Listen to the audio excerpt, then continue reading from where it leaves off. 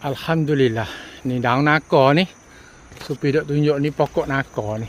Daun nangka. Bahasa Thai เรียกว่าต้นขนุน ภาษาไทยเรียกว่าต้นขนุน daun nangka ni nah.